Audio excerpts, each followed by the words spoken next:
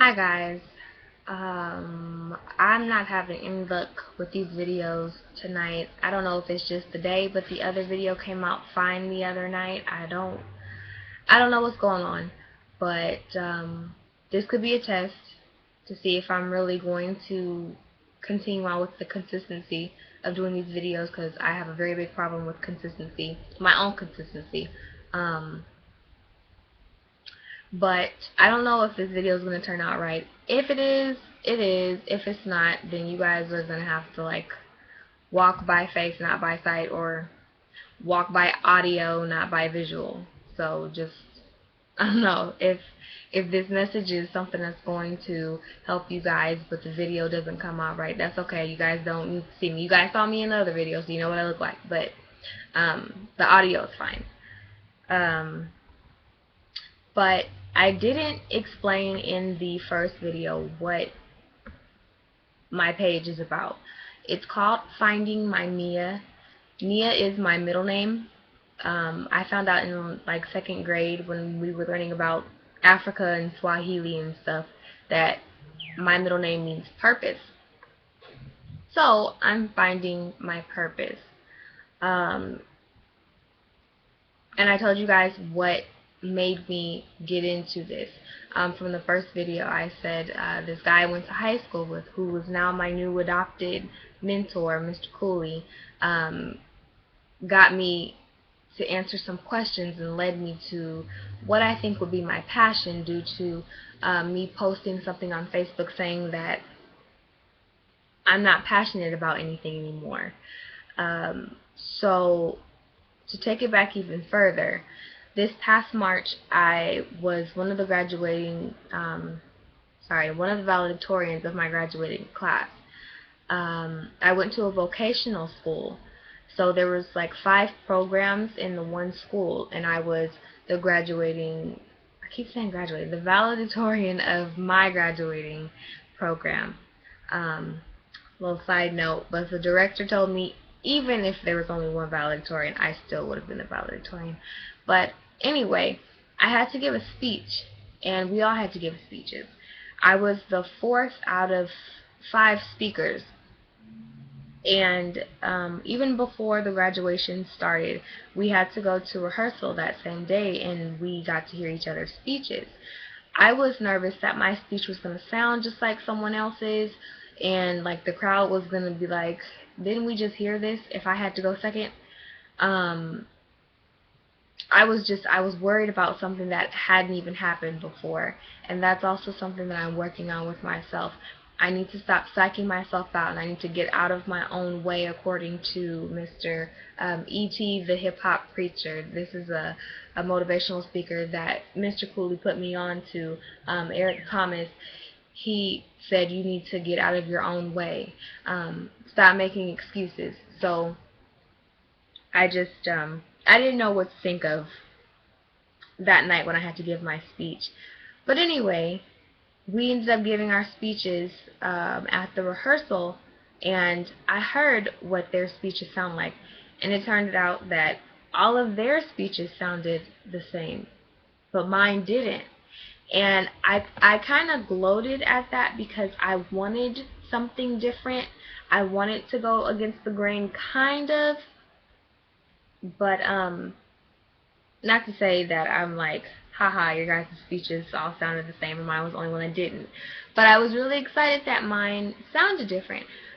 So when we actually had the ceremony, I was the 4th person to speak. So like the 3rd speech, it pretty much did kind of sound the same. They were basically just talking about what it took for them to get themselves into school, and they're happy that they're done now. They thank the people that helped them get to where they are, and even the girl that went after me, they basically all kind of said the same thing, and which is good, because it's just all positivity. I'm not trying to put down anybody else's speech, but what made me feel like this is something that I am supposed to be doing is because when I got up to give my speech, I was ready. I was comfortable. I was worried about looking out, seeing all the different eyes staring at me. God had me. God had that thing set up for me to deliver that speech and and touch people's lives and to say what I had to say. So it turned out that the light was on me, so I couldn't even really see the audience. So he took away a barrier right there. I was no longer nervous. And then I couldn't find my speech. It was supposed to be in a binder and it was supposed to be in the order according to the girls, but it wasn't. So I was finding my speech, so my mom saw me and she thought I was getting nervous, and she was like, "Take your time, honey." And then I was like, "Thanks, Mom." And everybody laughed, so it kind of like broke the ice right there. So then I got into my speech, and the first thing I did was I thanked God. And I know in public, it mentioning God could kind of turn someone away from what you have to say, and they'll be like, "Oh, you're one of them. No, thank you." But I got a reaction, a positive reaction of the people clapped, and I was like, "Whoa!" I didn't know that that was gonna be a moment where people clap for me, but I didn't care because that was about me giving honor to God, regardless of what anyone had to say or feel about it. I don't care if there were atheists in that auditorium. I had to give credit to my God. He's my number one. He's my foundation. Without him, I am nothing. So I did what I did. And then I thanked the people that I needed to thank. I thanked the staff. I thanked my teachers individually. Those were also big clapping moments and shouting moments. Then when I got to the graduates, I told them it's good that we have support, but we also have to be proud of ourselves. Having that confidence gives you fuel to set more goals and to achieve more goals. And I don't remember my words anymore, but I think one of the lines was, "We can thank 100 people, but there's only one person responsible for you being in the cap and gown that you're in right now." And that was a big clapping moment. And when they clapped for that, I was like, this is what I'm supposed to be doing. Like, I feel so good being a part of this big group, and we all started together at orientation for school, and then, like when we were going through school, it's like, okay, all these different situations are happening and obstacles are coming around, and to see these people that we made it through the fire with, and here I am, and I get to encourage them, and we get to celebrate that. It was a wonderful feeling, and I don't remember the rest of my speech all that much, but part of it was I said that I was talking to a coworker, and I told them that I wanted to go to this particular school. I started school at at the university of my city, but it was too expensive. I have the honor of saying that I'm the first person in my family to go to university, but that does not necessarily mean too much to me in particular. I went to the city colleges. That was moving too slow. It was taking too long. I wanted to work. I wanted to get out. I wanted to be done. So I went to a vocational school. So I put in my speech the conversation I had with that coworker when I told them that I wanted to go to this school. The school's called Kaplan. It's advertised on TV, so like I know when I say I went to Kaplan, I go to Kaplan, I graduated from Kaplan, or if I say I was valedictorian, and people will be like, "Oh, where from?" And I say Kaplan, like I wait to see what they're gonna say, because people don't give it its credit that it's due, because it's not a typical college or a university. No, it's more based on getting people into careers. It's career-based schooling, training or trade or whatever you want to call it. But part of it was like the coworker was telling me, don't go there because they just want your money.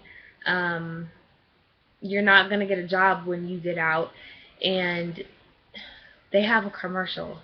And I was honestly, I was kind of embarrassed to go to a school that had a commercial, but I went and I became valedictorian. That was a goal that I had. I met a lot of great people, And no, I did not get hired right off the bat. I was unemployed, I think, for 2 months, and then I got hired as a preschool teacher because I also have a background in education.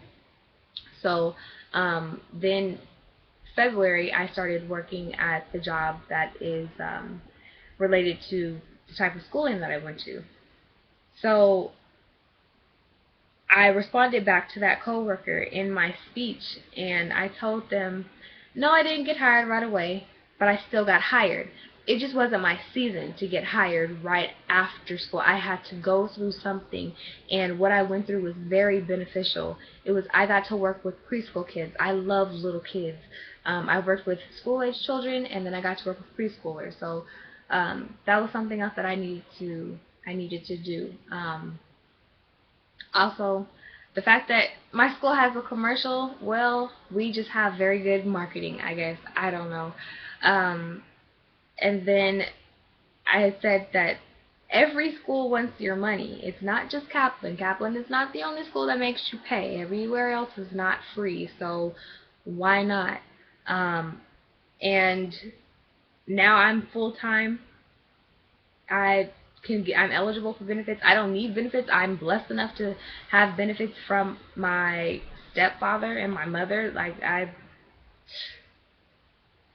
What I went through was good. It was awesome. And sharing my story, I hope that it encouraged someone in the audience to go the same route that I went, or take a similar route. But it felt good to share my story and for people to clap for me. And I said, because that coworker told me I wasn't going to get a job as soon as I graduated, and I said I didn't want a job. I didn't pay that much money to get a job. I paid that much money to have a career.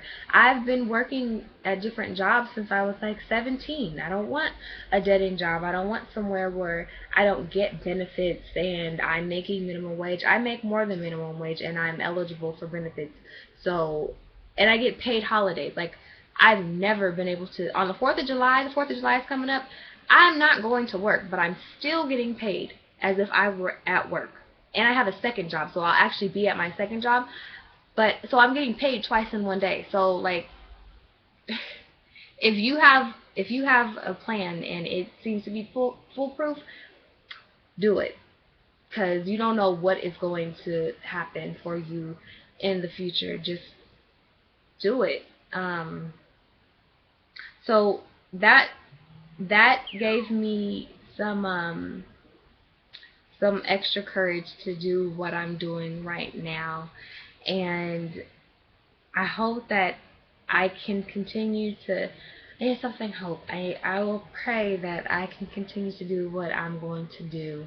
I know if I don't, Mr. Cooley is going to stay on me, and I need that because I'm not where I need to be as far as my self-discipline right now with this.